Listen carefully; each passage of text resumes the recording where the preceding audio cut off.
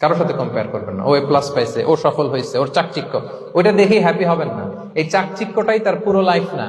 মানুষ যেটা শেয়ার করে ফেসবুকে, এটা হচ্ছে রিল। লাইফের কি রিল বুঝেন তো না?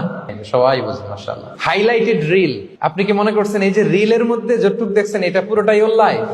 না রে ভাই, ওরও অনেক কষ্ট আছে, ওরও অনেক ব্যর্থতা আছে, ফেলিওর আছে, ওইটা ও ঢেকে রাখে, ওটা তো প্রকাশ করে না। দেখবেন আমরা ফেসবুকে ছবি শেয়ার দিলে কি করি, সবচেয়ে ভালো ছবিটা খুঁজি, হাসি দেওয়া, স্মাইলিং ফেস, স্মার্ট লাগতেছে, সুন্দর পিকচার হয়েছে, এটা দেই। কারণ আমি যে হ্যাপি এটা দেখাইতে চাই আমি সবাই, ঠিক কিনা? তার মানে আমার দুঃখের অংশটা তো আমি শেয়ার করি না।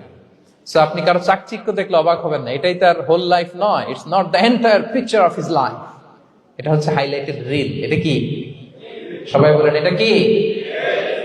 সো কখনো কম্পিট করবেন না অন্যের সাথে। তাহলে কার সাথে কম্পিট করবেন?